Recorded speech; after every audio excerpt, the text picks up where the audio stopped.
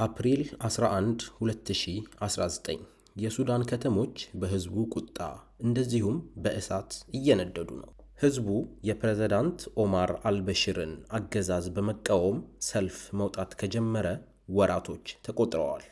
ዲሴምበር 2018 አትባራ በተባለች ትንሽ ከተማ የተነሳው ይህ ለውጥ ወደ ዋናው ከተማ ካርቱም በመድረስ ትልቅ አመጽ አስነስቷል።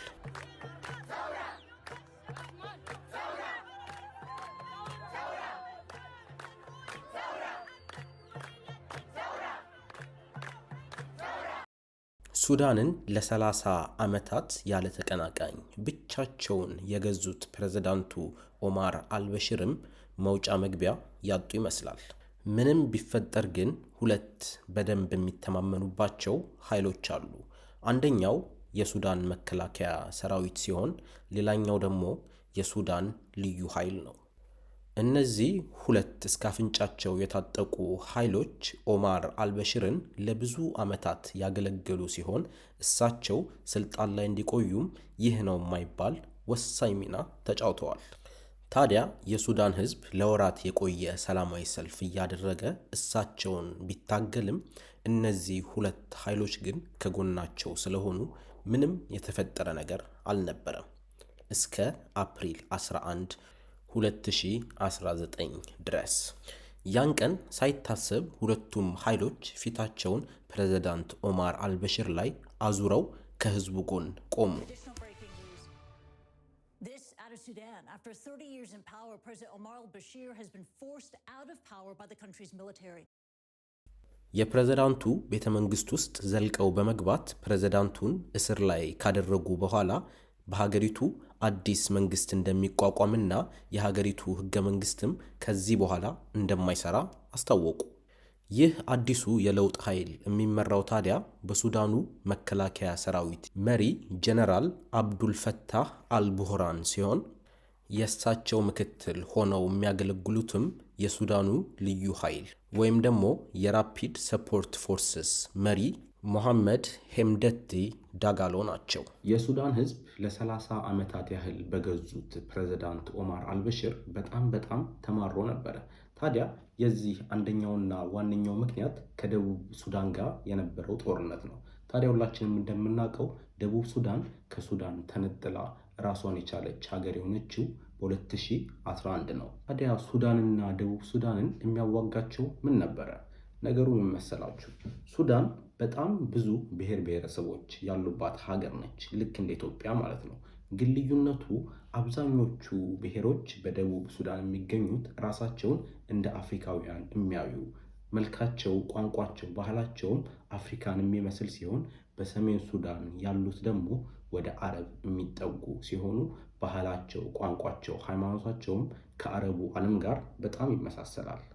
ታዲያ የኦማር አልበሽር መንግስትም ለአረቦቹ የሚያደላ ራሳቸው ኦማር አልበሽርም የመጡበት ብሔር ራሱን እንደ አረብ የሚያይ ነበር። የደቡብ ሱዳኖችም ጥያቄ እኩል ፍትሃዊ የሆነ የሀብት ክፍፍል እንዳልነበረ ኦማር አልበሽርም ለራሳቸው ብሔሮች ወይም ደግሞ ለአረቦቹ ሱዳኖች እያደሉ ስለነበረ ነው። ታዲያ እነዚህ ፕሬዝዳንት ኦማር አልበሽርን ሲደግፉ የነበሩት አርኤስኤፍ ወይም ደግሞ ራፒድ ሰፖርት ፎርስስ የሚባሉት ኃይሎች ከየት የመጡ ናቸው? መነሻቸውስ የት ነው? ዳርፉር 2003። እንግዲህ ስለ ዳርፉር ግጭት ያልሰማ ኢትዮጵያዊ አለ ማለት በጣም ይከብዳል። ነገር ግን ስለ ዳርፉር ግጭት እንስማ እንጂ የግጭቱ መንስኤ ምን እንደሆነ፣ ማን ከማን ጋር እንደተጋጨ ብዙዎቻችን አናቅም። ዳርፉር በምዕራባዊ ሱዳን የሚገኝ አንድ ትልቅ አካባቢ ሲሆን በውስጡም በጣም ብዙ ንጥረ ነገሮችን እንደ ወርቅ ያሉ ማዕድኖችን የያዘ አካባቢ ነው። ታዲያ ይህ አካባቢ በጣም ብዙ አይነት የአፍሪካ ብሔረሰቦች የሚኖሩበት ሲሆን ከነዛ ውጪ ደግሞ በሰሜናዊ ሱዳን በብዛት የሚገኙ የአረብ ትውልድ ያላቸው ብሔረሰቦችም በብዛት ይኖሩበታል። ታዲያ ፕሬዝዳንት ኦማር አልበሽር ወታደሮቹ በደቡብ ሱዳን በጣም ከፍተኛ ውጊያ ላይ ስለነበሩ በዳርፉር የተነሳውን ግጭት የሚያስቆምበት ዘዴ ያስፈልገው ነበር። በዚህ ጊዜ ነው በአካባቢው የሚገኙ የአረብ ብሔረሰቦችን በዛ ላይም ጃንጃዊድ በመባል የሚታወቁ በጣም ጦረኛ የሆኑ ብሔረሰቦችን ሰብስቦ በዚሁ በዳርፉር በጥቁሮቹ አፍሪካኖች የተነሳውን አመጽ ለአንዴና ለመጨረሻ ጊዜ እንዲያቆሙለት የሚፈልጉትን ሁሉ እንዲያደርጉ ፍቃድ የሰጣቸው። ይህ የዳርፉር ጦርነት እጅግ በጣም አሰቃቂ የነበረ ሲሆን በጣም ብዙ ሰዎች ሕይወታቸውን እንዲያጡ፣ በጣም በርካታ ሰዎች ደግሞ ለስደት እንዲጋለጡ አድርጓል። በዚህ ጦርነት የተከሰቱት የዘር ማጥፋት ወንጀሎች እንደ ጄኖሳይድ የተቆጠሩ ሲሆን በ2004ም የሀገሪቱ ፕሬዝዳንት ኦማር አልበሽር በኢንተርናሽናል ክሪሚናል ኮርት የመታሰሪያ ትዕዛዝ እስኪወጣባቸው ድረስ እጅግ በጣም የከፋ ጦርነት ነበር የዳርፉር ጦርነት። The International Criminal Court has filed genocide charges against the president of Sudan. The court accuses Omar al-Bashir of masterminding attempts to wipe out African tribes in Darfur with a campaign of murder, rape, and deportation. We are charging al-Bashir with 3 counts of genocide, 5 of crime against humanity, and 2 of war crimes. በዚህ ጊዜ ነው ሙሐመድ ሐሚዲቲ ከጃንጃዊድ ጦረኞች መካከል ስሙ እየገነነ በመምጣት የነሱ መሪ ለመሆን የበቃው። ሄሚዲቲ ታዲያ ይህንን የጃንጃዊድ የጦረኞች ቡድን በዳርፉር የሚገኙትን የተለያዩ የወርቅ ማውጫ ማዕድን ቦታዎች በመቆጣጠር ሀብታም እንዲሆንና የተለያዩ ስልጠናዎችን እንዲያገኝ በማድረግ ከሱዳን መከላከያ ሰራዊት እኩል የሆነ ልዩ ኃይል የመሰረተው። በ2013ም ይህ በሐሚዲቲ የሚመራው ቡድን ስሙን ወደ ራፒድ ሰፖርት ፎርስስ በመቀየር ከሱዳን መከላከያ ሰራዊት አደረጃጀት ውጪ የሆነ የፕሬዝዳንቱን ስልጣንና ጥቅም የሚያስከበር ኃይል ሆኖ እንደ አዲስ ተዋቀረ። ሌላኛውን ኃይል ወይም ደግሞ የሱዳን መከላከያ ሰራዊትን የሚመሩት ደግሞ ጄኔራል ቡርሃን ናቸው። ጄኔራል ቡርሃን እዛው መከላከያ ውስጥ ያደጉ ከተራ ወታደርነት ተነስተው እስከ ጄኔራልነት እንደዚሁም ለሱዳን መከላከያ ሰራዊት ዋና መሪ ለመሆን የበቁ ናቸው። ከደቡብ ሱዳን ጋር በነበረው ጦርነት እንደዚሁም ከዳርፉር ጋር በነበረው ጦርነት ጭምር የተሳተፉ ሲሆኑ ዳርፉር ላይ ከሐሚዲቲ ጋር በመሆን አንድ ላይ እዛ ከነበሩት አማጽያን ጋር እንደተዋጉ ይነገራል። የሱዳን ዜጎች የሚፈልጉት እንደዚሁም ለብዙ ወራት የታገሉለት አዲስ ወታደራዊ መንግስት እንዲቋቋም ሳይሆን ዴሞክራሲያዊ መንግስት እንዲፈጠር ነው። ታዲያ ይህ አዲሱ የለውጥ ወታደራዊ አገዛዝ መምጣት ሰላማዊ ሰልፋቸውን እንዲያቆሙ ሳይሆን የበለጠ ለዴሞክራሲያዊ መንግስት እንዲታገሉ ገፋፋቸው። ይሄ ነገር ግን በአዲሱ ወታደራዊ መንግስት አልተወደደም። የአርኤስኤፍ መሪ የሆነው ሐሚዲቲ ይህ ሰላማዊ ሰልፍ እንዲቆም ይፈልግ ስለነበረ ጁን 3 2019 በሱዳን ዋና ከተማ ካርቱም ላይ ሰላማዊ ሰልፍ በወጡት ዜጎች ላይ ወታደሮቹ እንዲተኩሱ ፍቃድ በመስጠት ወደ 100 ሰዎች እንዲገደሉ አድርጓል።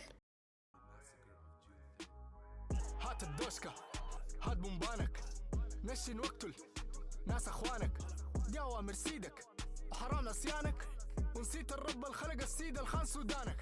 ይህ ቀን የካርቱም ማሰከር በመባል የሚታወቅ ሲሆን የሱዳን ዜጎች የዲሞክራሲ ተስፋ ላይ ቀዝቃዛ ውሃ የከለሰ ነበር።